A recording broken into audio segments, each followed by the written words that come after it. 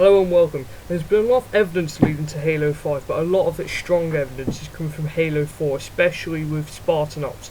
So I'm just going to play a clip now from Spartanopts Exodus conclusion, and I'll discuss what happens afterwards.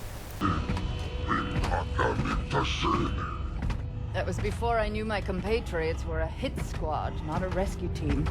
Not that I've fared much better in your care.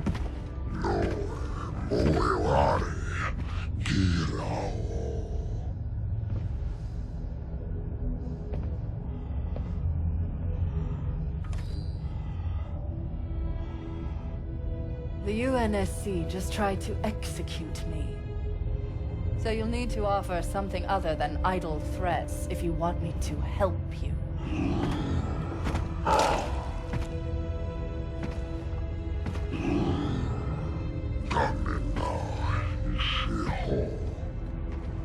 That's easy, Jewel. I want revenge. Okay, from what we can tell from that, Dr. Halsey wants revenge against the UNSC, because obviously they tried to execute her, but she didn't realise that Fireteam Majestic was actually trying to save her, and Sarah Palmer was trying to execute her. So, and also the elites want the other half of the key, so this can determine the main plot in Halo 5, that the Storm Covenant are going in to assault the UNSC at Earth, or whatever the hell they may be. Leading to Earth anyways, but you never know.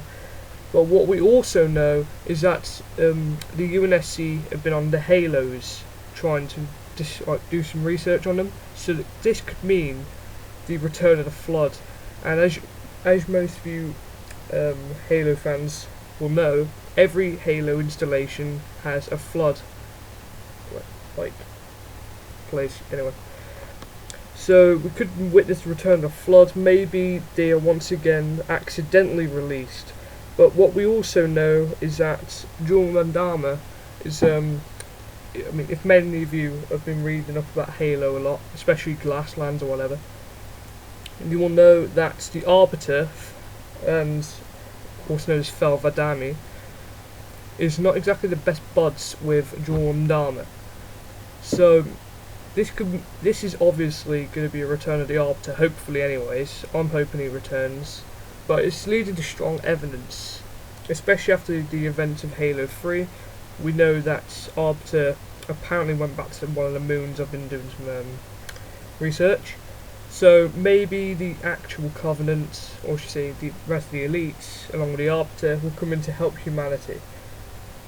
So, anyways, so just a quick recap. Halsey wants revenge on the UNSC, and the Arbiter could return, hopefully to stop Jewel and Dharma, because they're not exactly the best of friends, and the Storm Covenant is just a bunch of foreigner worshippers. So, I'm going to pass you on to the next clip, which shows you the Didact's death, but this could also be evidence that he's still alive and trying to stop humanity.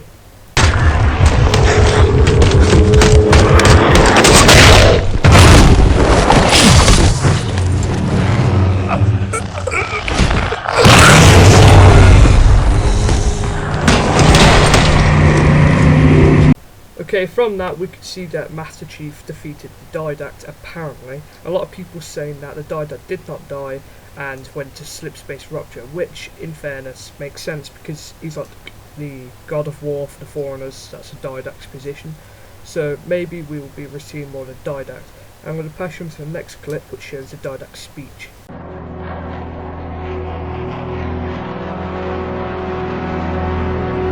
In this hour of victory, we taste only defeat.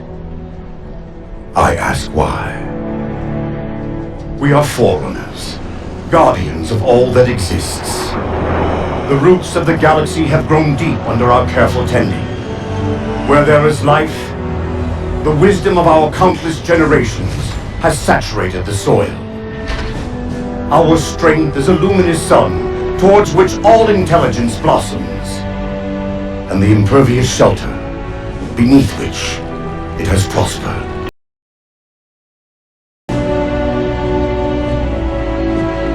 I stand before you, accused of the sin of ensuring Forerunner ascendancy. of attempting to save us from this fate where we are forced to recede. Humanity stands as the greatest threat in the galaxy. Refusing to eradicate them is a fool's gambit. We squander eons in the darkness while they seize our triumphs for their own. The mantle of responsibility for all things belongs to Forerunners alone. Think of my acts as you will, but do not doubt the reality. The reclamation has already begun, and we are hopeless to stop it. Okay, that was a Didact's speech. Now, it doesn't say that he's basically going to be alive or anything, but just him giving that speech then, how he says that he tastes only defeat in his victory, as he says, means that he still could be alive and just given some sort of like I don't know, transmission perhaps. But also he explains how humanity is the greatest threat in the galaxy, and to be fair, if you like see some of the other vidocs or whatever about his past, you can see why he hates humanity, considering he blames them for the Flood's escape or the Flood's arrival at their shores, as he explains at some point. But just him giving that speech could be evidence that he's still alive, and he says something about the reclamation's already begun and that he's hopeless to stop it. So obviously he saw something that humanity haven't, that they might accidentally be doing, and what this could be believed is the release of the Flood, and how he's helped us to stop it. Maybe he knows that they're going on the Halo rings, especially after when he went to go and get that composer on that Halo ring, installation 03. He probably already knows humanity might accidentally once again bring the Flood to their shores or whatever. So the reclamation, as he says, could be the release of the Flood, and that's why he's hopeless to stop it.